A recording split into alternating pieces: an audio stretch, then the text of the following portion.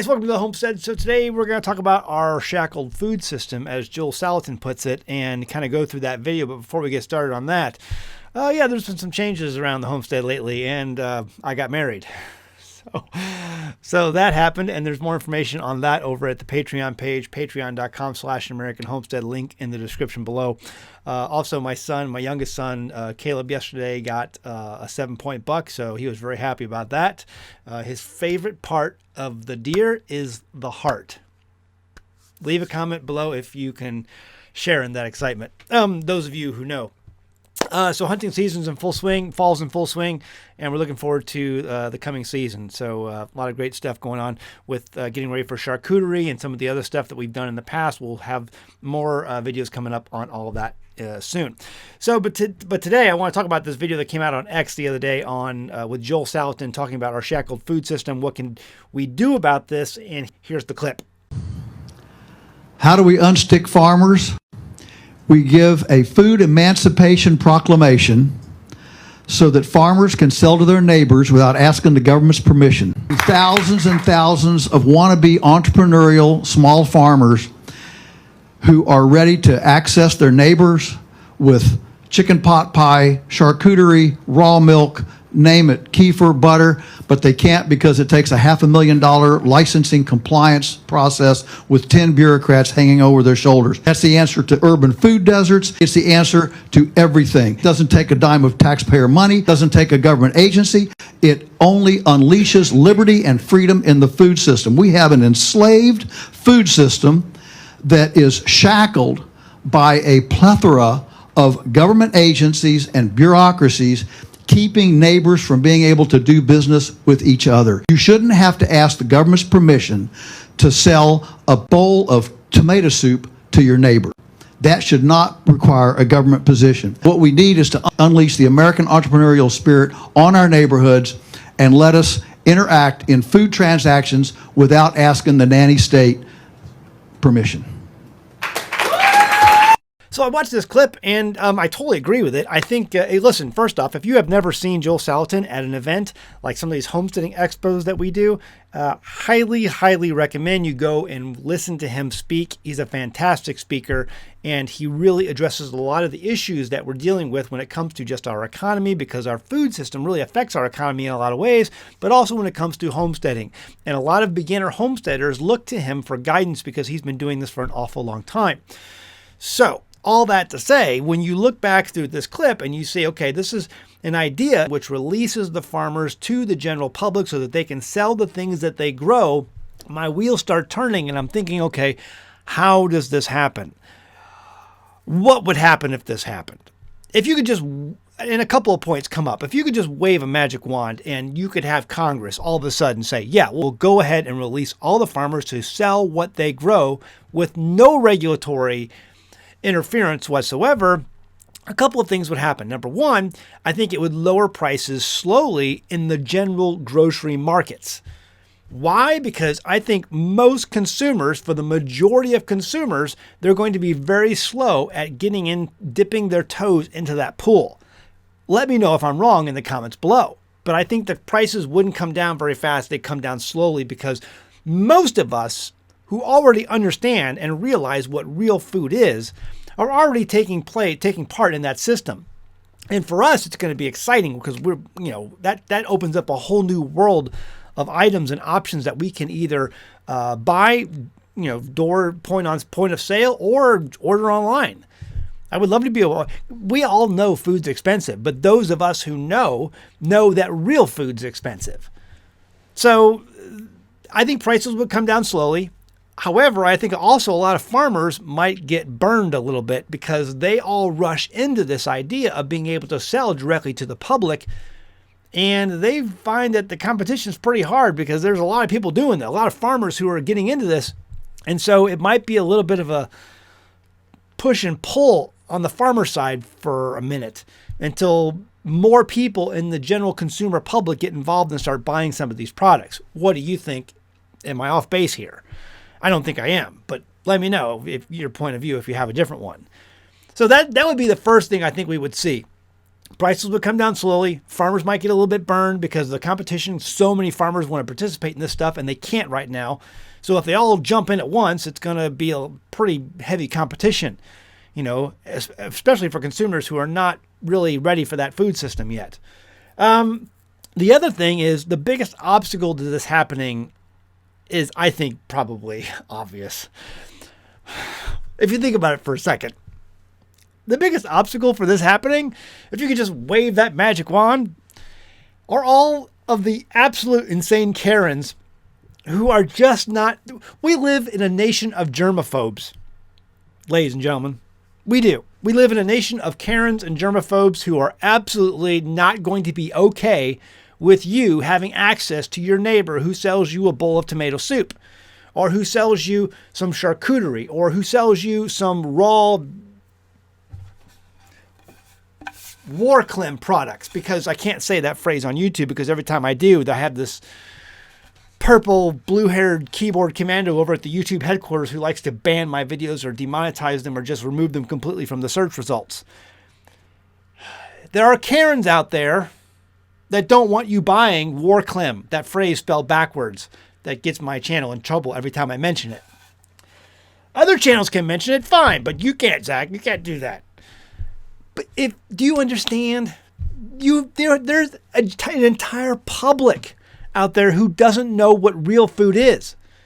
And they're going to look at you freaks out there, me included, who are eating this real food and think it's their life's goal to infringe upon your ability to eat or drink Warclim products.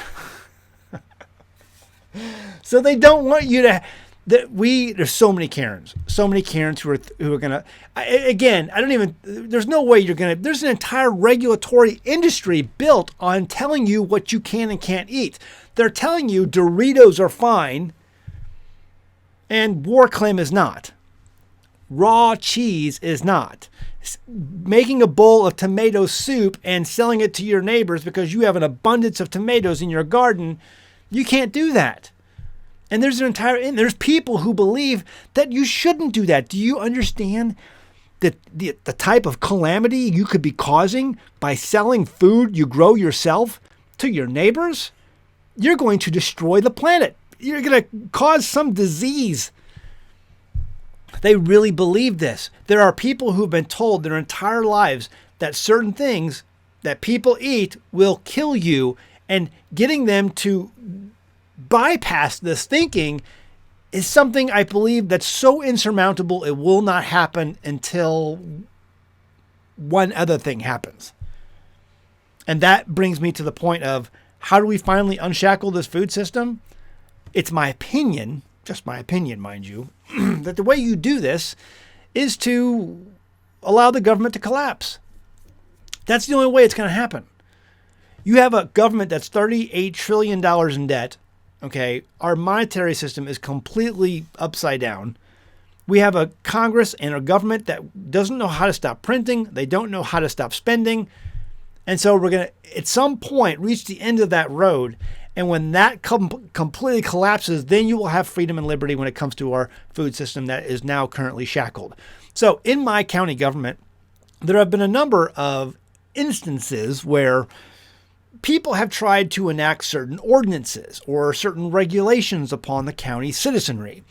And it always comes up every time these things are brought up at the county government level, because we live in a very poor county government. Okay, there is no cell tower. I live very rural. There's no cell towers out here. People come out here and they see the dirt roads and it scares a lot of people away. I'm very rural. Okay, some people are like, I didn't know how rural you were until I came out and visited your house, because you are out there. Yes, we are out there. It's a very poor county in a very poor state, the state of Arkansas, in the Ozarks. And the question inevitably comes up every single time a new ordinance is proposed. How are you going to enforce it? How are you going to pay for a person who can go door to door and make sure that, Citizen Joe is going to comply with your new ordinance? They don't have the money for it. When you collapse government and the government no longer has money for the things that the nanny state requires to operate, then you have freedom and liberty. Then you have this ability for the food system to be unshackled and to thrive.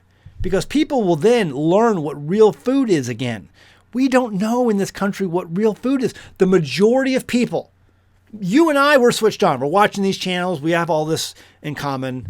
You know, we love making our own cheese, making our own butter. We love charcuterie, making it ourselves. We love harvesting deer in the wintertime. We do all these things. We do all these things. But the majority of people today have no concept of what real food is. And now you're telling them that they should allow real food to be sold in the open market? Even on the side open, just as long as it's done legally, you know, point of sale type stuff, they're going to throw an absolute hissy fit. Because you're going, in their mind, destroy the planet, destroy the world, kill everybody off with some crazy disease. Meanwhile, it's completely okay to go into your grocery market and buy USDA-approved lettuce that contains E. coli bacteria that has been proven year after year to kill people. Sold in the grocery stores. That's fine. But you selling your Warclim, that's not okay. You're obviously a destroyer of worlds. What do you think? I'm interested to hear your thoughts. That's my thoughts on that today. And I agree with Joel Salatin 100%. It would be great if we could unshackle this food system by a food emancipation proclamation. I just don't think it's going to happen because there are too many germaphobe Karens running around this country. We have an entire industry built on regulatory enforcement when it comes to the food industry. The only way that you get that is for a collapse of government. When we reach finally the end of the road of this printing scheme and what has been caused by the Federal Reserve, and then that regulatory burden can be lifted. What do you think? I'm interested to hear your thoughts. Leave a comment below. If you have a different opinion than mine, I would love to hear you share it in the comments below, as long as it's done respectfully. Okay. All that to say, check out our merchandise over at sanctifiedsupply.com. Link is down below. One of our favorite shirts, Farm Fresh Butt Nuggets, you can find down at Sanctified Supply. We also have our best-selling shirt, Stupid You Hurt. If we had more hurt in this world, we'd have an awful lot less stupid. You can find that over there as well. And again, you can join our Patreon page. We're going to be doing, I have a 20-pound brisket out there. It's been hanging for an entire year. Never been cooked, only been cured. I'm really looking forward to seeing how that turned out. It's coming up to a year. It's been hanging. So we're going to unravel that at some point. We did a bunch of charcuterie stuff with our patrons last year. If you're interested in that stuff, if you're interested in any butchering videos, all of that is over at patreon.com/AnAmericanHomestead, and a whole bunch of other video series that are only available to patrons. So check that out. Patreon.com/AnAmericanHomestead, link in the description below. See you next time in the Homestead. Bye. Have you ever gone to a health food store and seen all those small bottles of probiotics in your cooler section? Man, can they be pricey. Are you really getting all you need to improve your gut health from those expensive bottles? How viable are they? Most of those products claim to give you between 8 and 15 strains of gut-healthy healing bacteria. Think of each strain of bacteria as a different factory in your gut. Each factory is responsible for breaking down that food in its own way.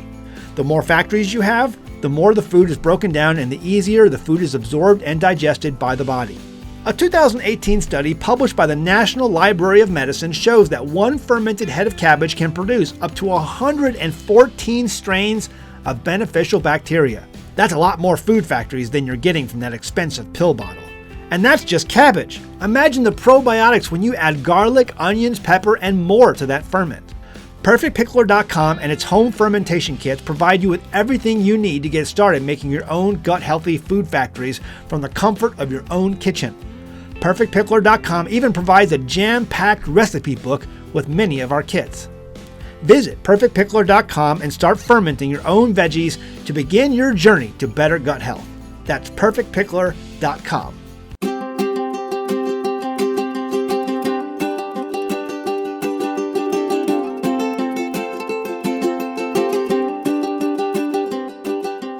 Hey guys, did you know you can become a patron of An American Homestead? They get access to private videos, and we send them gifts from the homestead that we make here on the homestead. And we also enter our patrons into special giveaways that are only available to them.